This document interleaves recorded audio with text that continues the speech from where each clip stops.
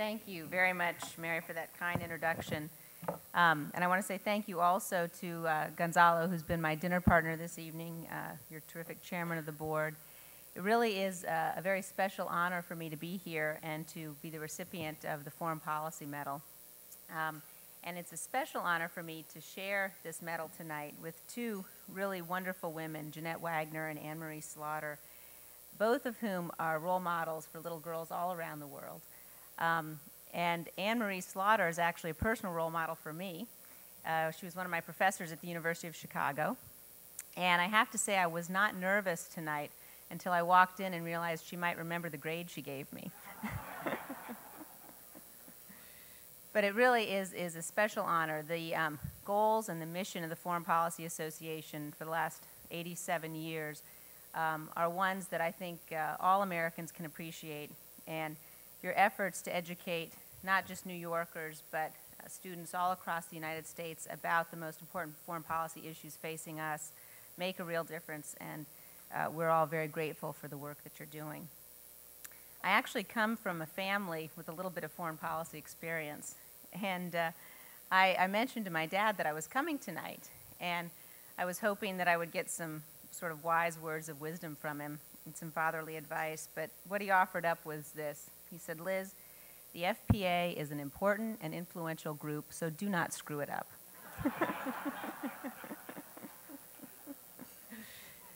So I'll do my best, and I'm sure he'll get a report.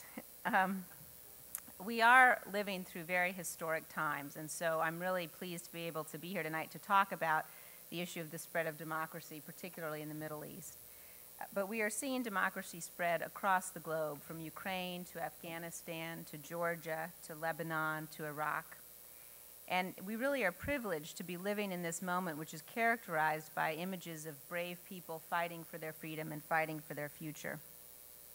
I think that we have known since September 11th that we have to support these forces of freedom, that it's become really, I think, the calling and the duty certainly of our generation and of the generations that will come after. As President Bush said in his second inaugural address, for as long as whole regions of the world simmer in resentment and tyranny, prone to ideologies that feed hatred and excuse murder, violence will gather and multiply in destructive power and cross the most defended borders and raise a mortal threat. There's only one force of history that can break the reign of hatred and resentment and expose the pretensions of tyrants and renew the hopes of the decent and the tolerant, and that is the force of human freedom. For 60 years before September 11th, we believed as a nation that we had to choose either freedom or stability, either democracy or security. We believed, especially in the case of the Arab world, that we could either uphold our principles or achieve our policies. We know now that we were wrong. By purchasing stability at the price of liberty, we achieved neither. We now know that the survival of liberty in our own land depends upon the spread of freedom across the globe.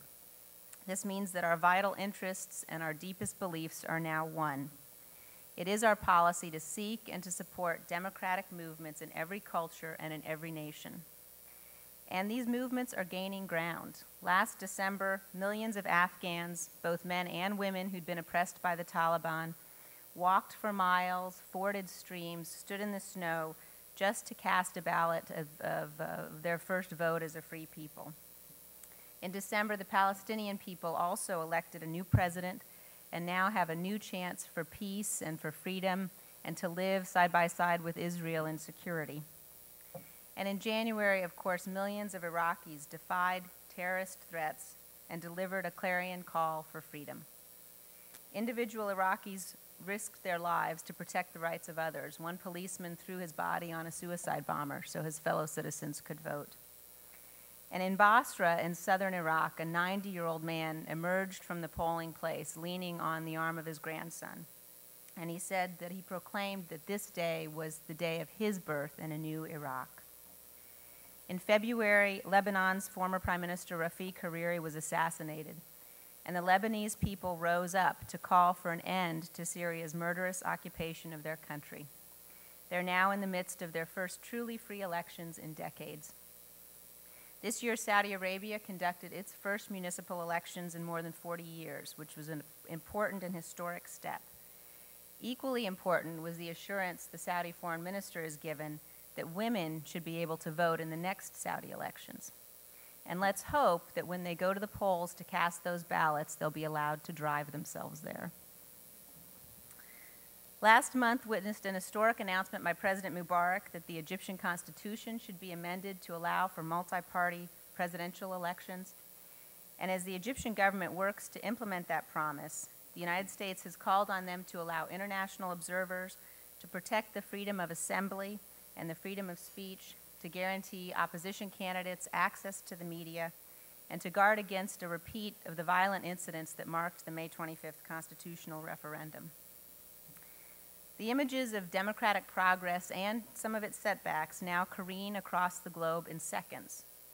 We all watched the Ukrainians gather night after night, demanding an end to election abuses and the right to choose their own leader.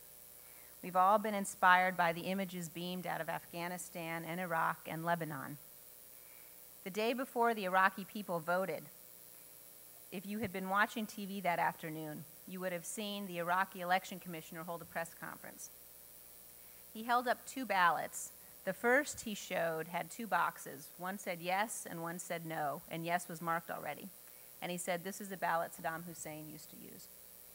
And the second ballot he held up had over 100 names on it, and he said, this is the ballot that we use in the free Iraq. This simple act, I believe, fundamentally changed the playing field for every other Arab leader contemplating elections. The world is watching and will no longer look the other way as governments conduct sham elections or offer their people false choices. These images have many things in common, but one of the most important is that they speak to the lifting of fear. A few months ago, citizens in Beirut would lower their voice to a whisper if they were going to talk about Syrian intelligence forces at all. The assassination of Rafiq Hariri has stirred this brave and proud people to rise up in peaceful revolt. The Lebanese want their liberty. They have a memory of a rich parliamentary life and of a decent balance of power that gave all the communities of this creative land a stake in their country. And in the face of this storm, the Syrian occupiers and their soldiers and secret services have had no choice but to begin to dismantle their apparatus of terror. Lebanon is no longer a satellite country, and Syria should now complete its obligations under UN Resolution 1559 and withdraw all of its intelligence forces from Lebanon. In Syria itself, people are also conquering their fear. They're attempting to reclaim the political life of their country and to revitalize it. Writers and human rights activists, Arabs and Kurds, have stepped forth to assert their right to a life free of terror's reach, free of arbitrary arrest and detention. Syrians who have long lived in the grip of tyranny can see the world around them. To their east, a new Iraq is being born, free of tyranny and one-man rule. To their west, a valiant Lebanese people are braving police rule to secure liberty.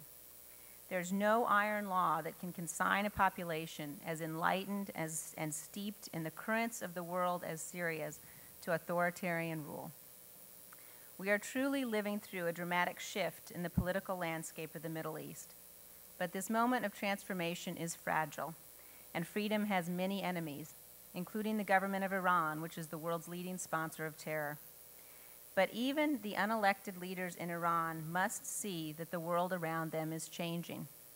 They must know that the energy of reform is building, and that it will one day inspire their own people to stand up and demand their liberty and their rights, and America will stand with the Iranian people. Freedom's enemies are also fighting today in places like Iraq and Lebanon, and they're fighting with everything they have because they know that the triumph of freedom will signal their end. And at every turn, their terrorist acts are met with brave resistance. On June 2nd in Beirut, a young and talented and courageous journalist named Samir Kassir was murdered as he turned on the ignition of his car. It was a reminder of tyranny's reach and of terror's ways, and Beirut and the whole world grieved for him. His colleagues paid a special tribute to him. They silently raised their pens in the air in a defiant assertion that they will never be silenced by terror. As these brave men and women struggle for a better future for their own countries, America is standing with them. Through our diplomacy, we are urging leaders to heed their people's call for reform, and we are making clear that the quality and the nature of our relationships will be affected by the extent to which leaders respect the rights and the freedoms of their citizens. In addition to our traditional assistance programs underway in many countries across the region, we've provided close to $300 million through the Middle East Partnership Initiative, which supports economic, political, and educational reform and the empowerment of women. These funds are supporting over 140 programs in 14 countries, and our projects include things like training Lebanese election observers and polling organizations, teaching Yemeni and Moroccan women to read, training new political parties in Egypt, empowering women by providing campaign skills training and business internships, providing over 2 million children's books translated into Arabic to 4th and 5th graders in Jordan and Lebanon and Bahrain.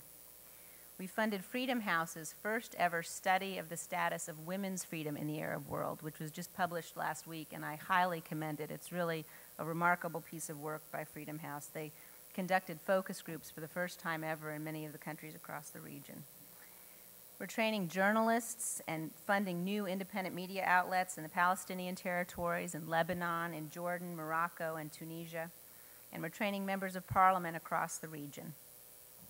In addition to these bilateral efforts, we're also working with our G8 partners and with partners in the region to create the Forum for the Future, which is an unprecedented international venue to amplify and support the voices of reform that are redefining the region. This is a small sample of the kinds of new and innovative projects and partners that America is supporting across the broader Middle East. Many have, I think, actually begun to draw comparisons between the lifting of fear and the spread of freedom in the Arab world and what happened in the springtime of freedom in Eastern Europe after the fall of the Berlin Wall. There are many similarities, and there are more than a few differences. But I want to talk for just a few moments this evening about what I believe is the most direct parallel between these two moments. The spark of freedom in countries under Soviet domination was in many ways lit and nurtured by Poland's Solidarity movement, a movement of courageous freedom fighters who were willing to risk everything to confront a totalitarian regime so they could control their own destiny and live in freedom. In the broader Middle East today, I believe it is women who are playing this role. Democracy is spreading across the region, and the single most important factor in this drive for liberty is the courage and activism of women. In Morocco last year, women's groups called for and won changes to the centuries-old family code, or Mudawana. Morocco's family code, like many in the Arab world, denied equal protections to women in areas like citizenship, child custody, marriage, and divorce. The women of Morocco mobilized more than 1 million of their fellow citizens to petition for changes to the code. The new family code is now in place, and it demonstrates to the world that Islamic values and human rights go hand in hand. In Iraq, 87 women have been elected to the new parliament. This is 32%, which I'm guessing is among the highest of any national legislature in the world. And Iraqi women like Raja Kuzai and Zainab al-Suwaij have fought and successfully defeated attempts like Resolution 137 that would have imposed Sharia as the only source of law in the new Iraq. In Jordan, where a woman was recently named Minister of Planning, brave women, including Queen Rania, are fighting the horrific practice of honor killings, and they're working to ensure that laws impose criminal penalties for murder in cases where male relatives kill their sisters or daughters. In Egypt, a country that has led the region on many issues of women's emancipation, women are now in the forefront of today's call for democracy. On May 25th, the day of the constitutional referendum, a number of women opposition leaders were targeted, beaten up, and humiliated by thugs who broke up opposition rallies. One woman, a lawyer, showed tremendous bravery and personal courage and stunned her attackers by picking herself up and marching straight back into the mob who had attacked her to identify her assailants for the police. And in Kuwait, a brave leader named Rola Dashti has led the movement to secure the right of Kuwait's women to vote. Rola spoke out to the men leading her country. She reminded them that women are Kuwaiti too. And she met with the leaders of the student union at Kuwait University to ask them to support her cause. The young men leading the student union agreed, and they brought hundreds of their members to the women's rallies. They joined the women sitting in the gallery of the Kuwaiti parliament on the day of the historic vote. And the morning after the vote, having tasted the power of democracy, they called Rola to say, "That was great, what's next?" The slogan of the Kuwaiti women is one leaders of every country in the Arab world and every country across the globe should remember. Half a democracy is not a democracy. Women are on the front lines of the battle of ideas, and they are also the battlefield itself. It is over the issues of women's emancipation, women's equality, women's role in society that the fight has been joined. Women have the most to gain by the defeat of extremist ideology and the most to lose by its domination. Their strength, courage, and sense of purpose should give inspiration to us all. I am, as Mary said, the mother of 3 daughters and 1 baby boy. And like all parents everywhere, I want my children to grow up knowing that they can be anything they want to be if they're willing to work hard enough. It would never occur to any of my daughters as they run around a soccer field or round third base when they're playing softball or compete with the boys in their classes in any number of ways that they are anything less than equal. Knowing my daughters, I suspect on most days they feel somewhat superior, actually. But I think we all wish that every little girl and boy everywhere around the world could grow up with this sense of limitless opportunity. Our enemies are offering a vision of the world in which women are no better than slaves or chattel, in which fathers and brothers can murder their female relatives for violating the family honor, in which little girls can't go to school and can be forced to marry at the age of 9 or 10 or 11. But the women of the Middle East are not standing for this. They are fighting to turn their nation's faces toward the future, and America is proud and honored to stand with them. Finally, let me say a word about the notion that democracy can't take hold in the Arab world, the argument that this is the imposition of America's values. The idea that the Arab world is not ready for democracy is racist, and we must reject it. Democracy and science and the emancipation of women are mankind's inheritance. Any person, anywhere, given the choice between being awakened in the middle of the night by a knock on the door from the secret police or raising their family in freedom will choose freedom every time. And yes, America is fighting for these values, and we are doing it with every tool we have, through our armed forces, through our diplomacy, through our assistance programs. And we are paying dearly, the highest price any nation can pay in the lives of our brave servicemen and women. Their sacrifice has brought liberation to over 50 million people in the last 3 years. We pay this price because the survival of our freedom depends upon it. Free nations do not harbor